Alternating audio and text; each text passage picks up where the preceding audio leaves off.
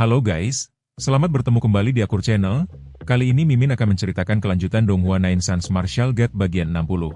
Namun tak bosan-bosannya Mimin ingin mengucapkan maaf yang sebesar-besarnya, dikarenakan untuk video dan alur cerita tidak sama, jadi untuk videonya, hanya sebagai bumbu pemanis saja ya guys.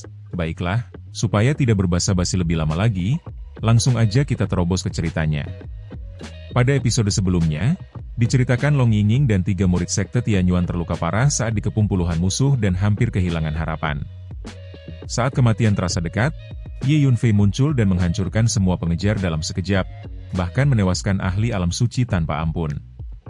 Namanya segera mengguncang dunia bayangan surgawi, membuat sekte dan klan besar ketakutan sekaligus marah. Ketika dunia kecil ditutup, dendam besar menunggu di luar. Sementara kabar bahwa Ye Yunfei memasuki istana bayangan surgawi memicu keserakahan seluruh wilayah timur. Di luar gerbang dunia bayangan surgawi, udara dipenuhi tekanan yang berat. Aura membunuh menyatu dengan angin pegunungan, membuat suasana terasa mencekam. Para tetua dan tokoh kuat dari berbagai sekte serta klan besar berdiri berjajar, mata mereka tajam menatap pintu keluar yang perlahan bergetar. Energi spiritual berputar di sekitar mereka seperti badai yang siap meledak kapan saja. Semua perhatian tertuju pada satu nama, Ye Yunfei. Kabar bahwa ia pernah memasuki istana bayangan surgawi telah menyebar seperti api liar. Istana itu dikenal sebagai tempat penyimpanan harta paling berharga milik klan bayangan surgawi. Di mata banyak orang, itu berarti sebagian besar kekayaan legendaris telah jatuh ke tangan satu pemuda. Keserakahan, iri hati, dan niat membunuh bercampur menjadi satu, mendorong semua pihak bersiap menyerangnya begitu ia muncul. Di antara kerumunan, 2 gadis muda berdiri dengan wajah cemas, berusaha menghentikan seorang tetua wanita dari sekte Tongseng yang telah memerintahkan pasukan bersiap menyerang. Mereka menjelaskan bahwa Ye Yunfei pernah menyelamatkan nyawa mereka dari bahaya, namun sang tetua tetap bersikap dingin. Baginya, kematian seorang murid sekte tetap harus dibalas, dan seorang pendatang yang berani membunuh murid Tongseng tidak boleh dibiarkan hidup. Dengan satu lambaian tangan, kedua gadis itu tersingkir, sementara keputusan telah diambil tanpa ruang untuk perdebatan. Tiba-tiba, langit bergetar.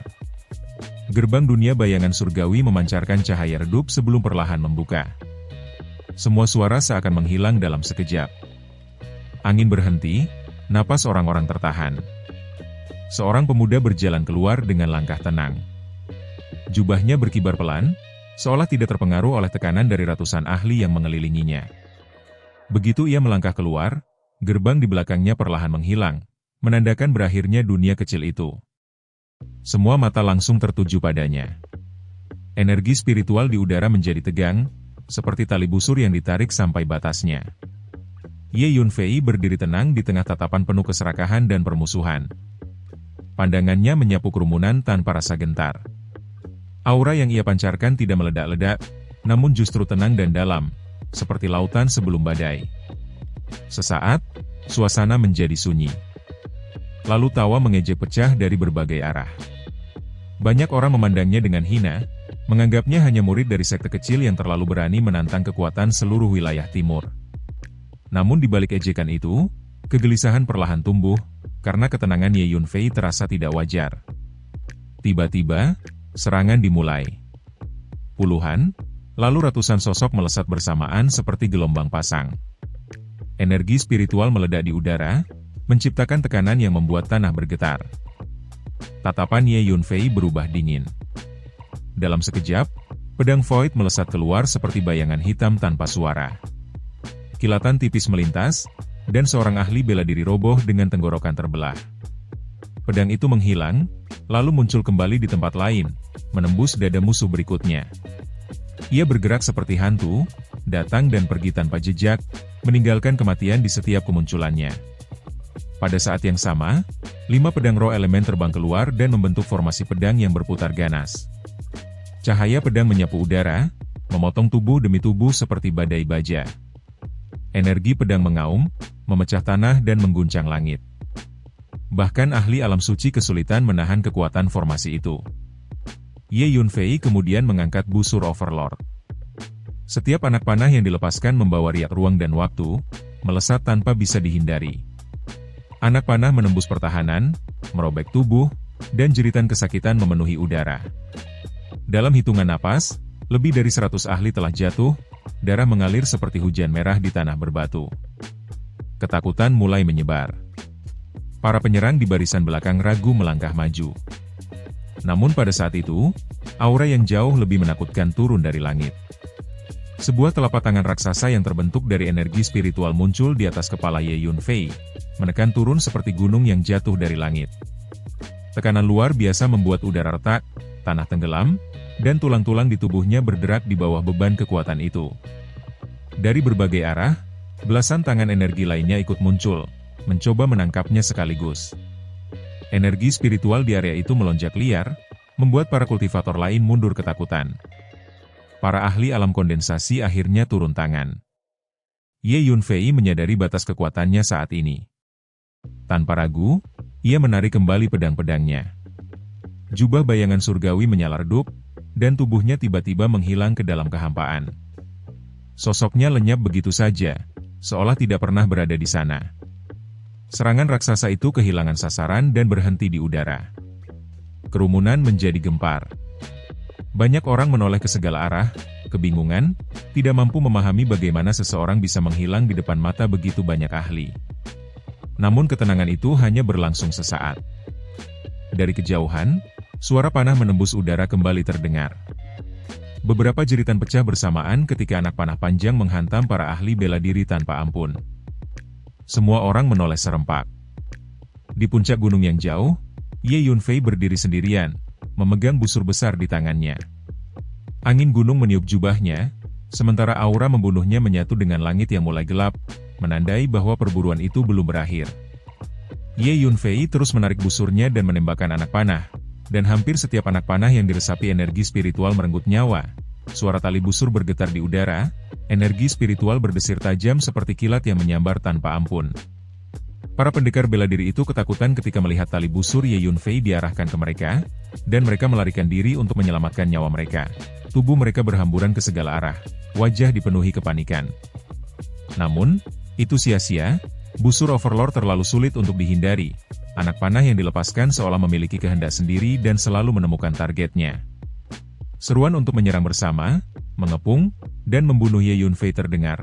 Lalu pria tua bertubuh pendek dari Klanchen itu melompat ke udara, seperti burung besar yang menukik dari langit, langsung menuju Ye Yunfei dengan aura membunuh yang mengerikan. Pria tua bertubuh pendek ini adalah seorang ahli di alam kondensasi. Tekanan energinya membuat udara di sekitarnya bergetar.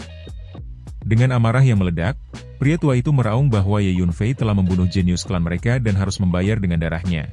Lalu sebuah gada emas melesat keluar dari antara alisnya, memancarkan cahaya kabur yang menakutkan. Ledakan keras terdengar ketika tongkat emas itu mengembang tertiup angin. Semakin besar, lalu menghantam dari posisi tinggi menuju Ye Yunfei seperti gunung yang jatuh. Bum bum bum. Saat lelaki tua bertubuh pendek itu bergerak, para ahli lain di alam kondensasi juga mengepung dan menyerang Ye Yunfei. Gelombang energi spiritual saling bertabrakan, mengguncang langit dan bumi. Tetua Si dari Tanah Suci Kaisar Langit ikut bergerak, melepaskan serangan telapak tangan dari kejauhan, menciptakan jejak telapak tangan raksasa di atas kepala Ye Yunfei. Cahaya merah menakutkan menyembur dari telapak tangannya, pancaran merah membelah langit seperti api yang membara. Di sisi lain, pria tua berjubah hijau dari klan Xiao meraung penuh kebencian. Seekor ular piton raksasa melesat keluar dari atas kepalanya. Sisiknya tebal dan berkilau, tubuhnya menjulang setinggi 1000 kaki. Mulut besarnya terbuka lebar saat menerkam Ye Yunfei dengan ganas. Satu persatu, para ahli di alam kondensasi melancarkan serangan yang mengguncang langit dan bumi. Energi spiritual mengamuk di seluruh area. Tetapi, dalam sekejap, Ye Yunfei menghilang tanpa jejak. Bum bum, serangkaian serangan brutal menghantam puncak gunung tempat Ye Yunfei baru saja berdiri. Lumpur dan bebatuan terciprat, debu mengepul tinggi, puncak gunung itu terbelah lebih dari setengahnya dan hanya menyisakan bagian kecil yang nyaris runtuh. Seruan keterkejutan terdengar, para ahli di alam kondensasi menyadari bahwa Ye Yunfei kembali menghilang. Gerakannya terlalu licin dan sulit ditangkap, membuat mereka terkejut sekaligus marah. Gerakan Ye Yunfei yang tak terduga dan supranatural membuat mereka merasa benar-benar tak berdaya. Memanggil, sosok Ye Yunfei muncul di puncak bukit lain. Lalu ia kembali menarik tali busur, membidik sekitar selusin ahli di alam kondensasi, dan menembakkan lebih dari selusin anak panah panjang yang diresapi energi spiritual. Anak-anak panah itu menghilang segera setelah terlepas dari tali busur. Ekspresi para ahli di alam kondensasi sedikit berubah, firasat buruk muncul di hati mereka. Beberapa detik kemudian, suara mendesing panjang terdengar, lebih dari selusin anak panah muncul kembali di sekitar mereka, ada yang di depan, di belakang, di kiri, di kanan, di atas, dan di bawah. Setiap anak panah datang dari sudut yang sangat sulit ditangkis, kecepatannya mencengangkan. Tetua Si meraung ketika menyadari bahwa anak panah itu mengandung hukum ruang dan waktu, membuatnya hampir mustahil untuk dihindari. Ledakan demi ledakan terjadi, para ahli di alam kondensasi mengaktifkan pelindung energi spiritual tebal di tubuh mereka, berbagai harta sihir pertahanan menyala bersamaan untuk menahan serangan. Pada akhirnya, lebih dari selusin panah energi spiritual berhasil diblokir, beberapa memang mengenai tubuh mereka, namun gagal menembus baju zirah energi spiritual yang melindungi tubuh mereka. Melihat hal itu, Ye Yunfei menghela napas dalam hati, menyadari bahwa kekuatannya masih terlalu lemah, bukan karena busur Overlord tidak kuat, melainkan karena tingkat kultivasinya saat ini belum cukup untuk menembus pertahanan para ahli alam kondensasi sejati.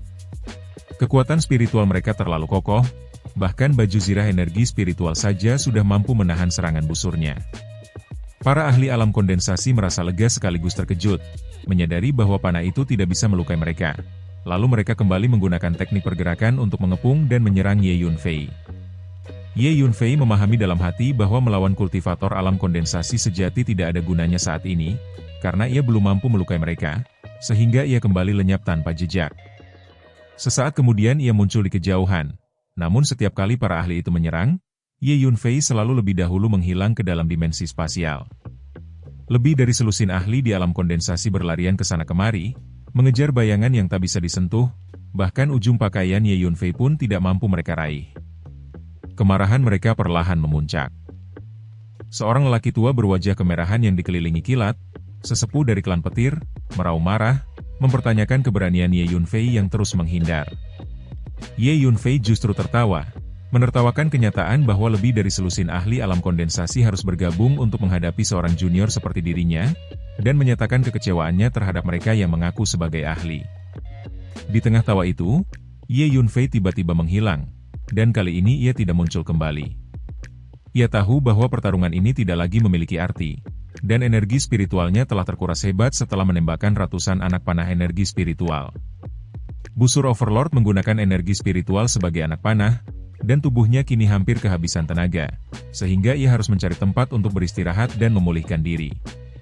Setelah waktu berlalu cukup lama, Tetua Si berbicara perlahan, menyadari bahwa Ye Yunfei telah pergi. Wajah para ahli alam kondensasi menjadi sangat muram, karena lebih dari selusin ahli tidak mampu berbuat apapun terhadap seorang junior, sesuatu yang jika tersebar akan menjadi bahan tertawaan.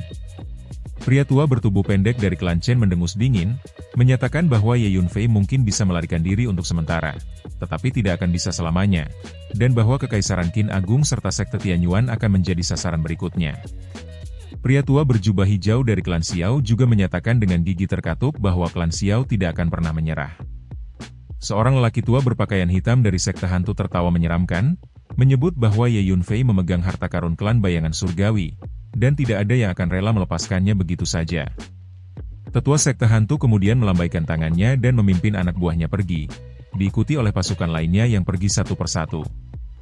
Pelatihan di dunia kecil bayangan surgawi pun resmi berakhir. Di sebuah bukit kecil yang tersembunyi, di balik semak belukar lebat dan pohon besar, seorang pria tua sekitar 50 tahun mengamati dari kejauhan dengan cemas. Ia adalah Tetua Hao dari Sekte Tianyuan. Tiba-tiba ruang di sampingnya bergetar, Ye Yunfei muncul tanpa suara, membuat Tetua Hao terkejut. Ye Yunfei kemudian menyampaikan bahwa mereka harus segera kembali, sementara Tetua Hao dengan cemas menanyakan keberadaan Long Yingying dan 3 murid lainnya.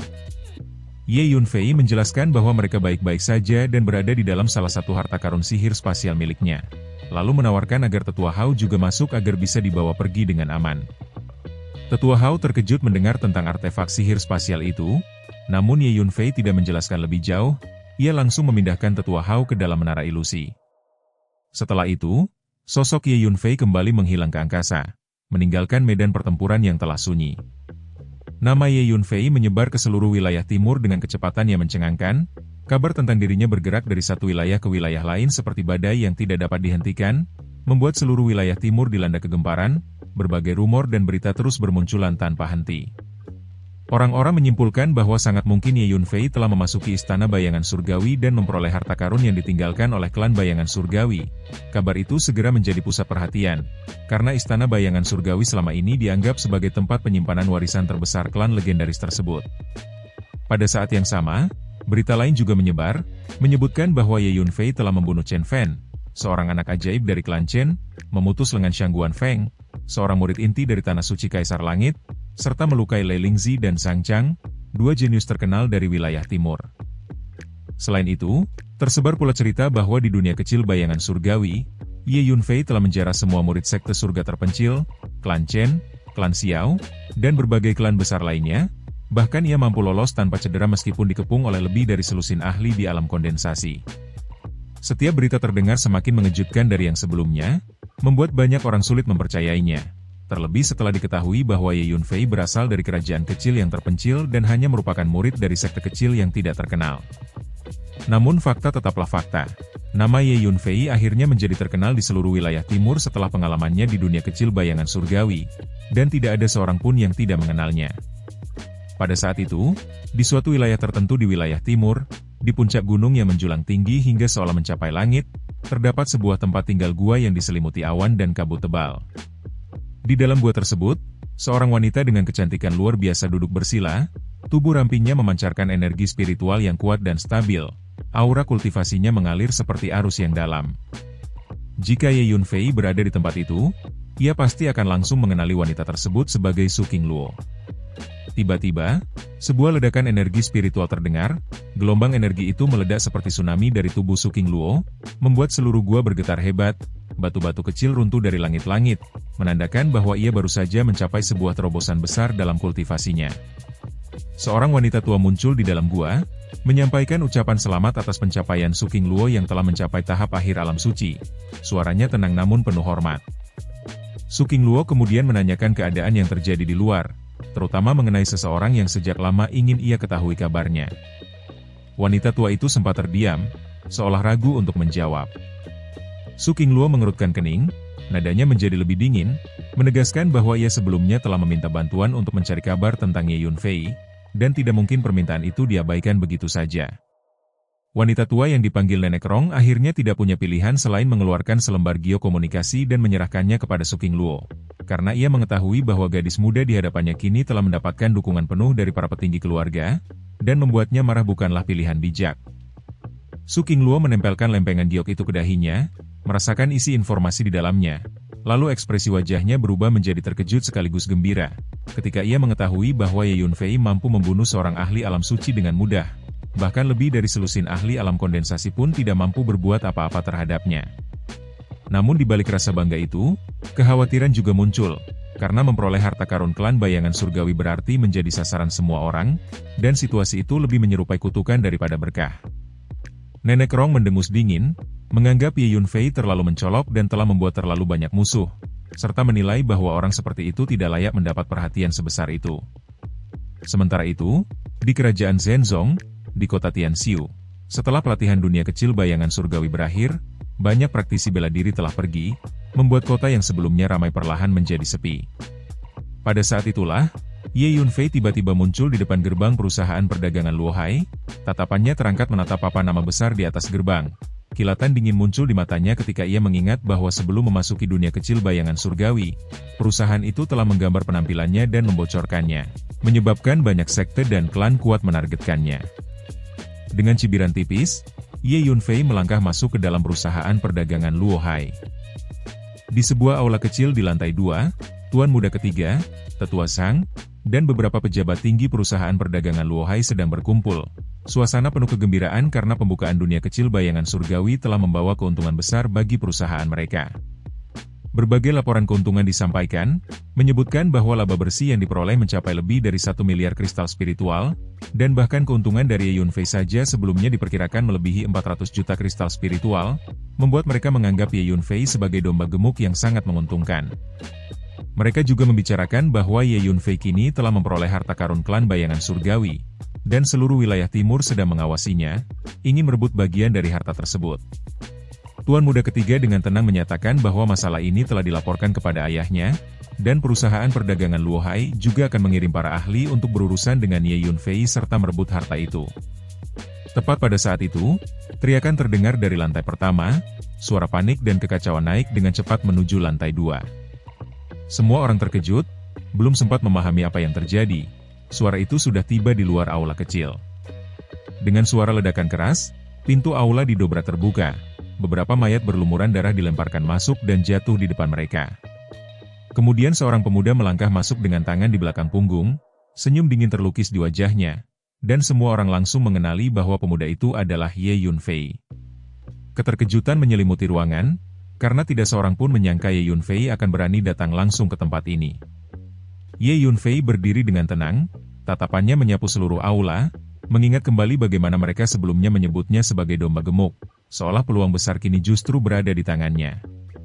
Seorang pejabat tinggi mencoba berteriak marah, namun sebelum kata-katanya selesai, sebuah belati hitam pekat telah menancap di antara alisnya, darah muncrat ke segala arah, dan tubuhnya roboh seketika. Bagi Ye Yunfei, seorang kultivator tahap lanjutan alam mendalam sama sekali tidak berarti. Tetua Zhang terkejut dan marah, mempertanyakan alasan pembunuhan itu, namun Ye Yunfei hanya tertawa dingin, seolah semua yang terjadi sudah jelas sejak awal. Tetua Zhang kemudian mencoba mengancam dengan kekuatan perusahaan perdagangan Luohai, menyebut banyaknya ahli alam suci dan 16 ahli alam kondensasi yang mereka miliki, serta kekuatan kepala perusahaan yang hampir mencapai alam pendirian fondasi. Namun Ye Yunfei justru tertawa, mengingatkan bahwa ia bahkan telah berani membunuh anggota klan Chen, klan Xiao, dan sekte surga terpencil, sehingga tidak ada alasan baginya untuk takut pada perusahaan perdagangan Luohai. Semua orang di aula terdiam, baru menyadari bahwa pemuda di hadapan mereka memang telah memprovokasi hampir semua kekuatan besar di wilayah timur, termasuk Tanah Suci Kaisar Langit, klan Chen, klan Xiao, sekte langit terpencil, klan Lei, dan sekte Yin Yang. Dibandingkan dengan kekuatan-kekuatan itu, perusahaan perdagangan Luohai sebenarnya jauh lebih lemah. Ye Yunfei kemudian menyatakan dengan tenang bahwa sebagai pelanggan, identitasnya seharusnya dirahasiakan, namun mereka justru membocorkannya, sehingga hari itu ia datang untuk mendapatkan keadilan. Seorang eksekutif senior yang marah mencoba membentak, namun sebelum sempat menyelesaikan ucapannya, Ye Yunfei mengangkat jarinya, 5 pedang spiritual melesat keluar, berubah menjadi 5 cahaya pedang yang langsung mencabik tubuh orang itu, darah dan potongan tubuh tersebar di lantai aula. Tokoh berpangkat tinggi itu adalah seorang ahli tahap awal alam suci, namun tetap terbunuh dengan mudah, membuat semua orang di ruangan itu menarik napas dingin. Bahkan Tuan Muda Ketiga dan Tetua Zhang yang berada di tahap menengah alam suci pun tidak memiliki kepercayaan diri untuk melawan. Melihat situasi itu, Tuan Muda Ketiga akhirnya berbicara dengan nada yang jauh lebih lunak, berusaha berdamai dan menawarkan kompensasi sebagai jalan keluar. Namun Ye Yunfei menolak dengan tenang, menyatakan bahwa ia tidak membutuhkan kompensasi apapun, karena setelah membunuh mereka semua, seluruh perusahaan perdagangan Luohai pada akhirnya akan menjadi miliknya. Ia berdiri dengan tangan di belakang punggung, ekspresinya datar, memandang semua orang di aula seolah mereka sudah menjadi mayat. Dan, adegan ini pun mengakhiri pertemuan kita kali ini. Terima kasih kepada semua yang telah menyimak dari awal sampai akhir video ini. Dan juga Mimin ingin mengucapkan terima kasih yang sebesar-besarnya kepada semua yang sudah subscribe Akur Channel. Semoga semuanya dimudahkan rezekinya, dan dilancarkan segala urusannya, juga disehatkan selalu setiap saat, dan terhindar dari segala penyakit. Amin.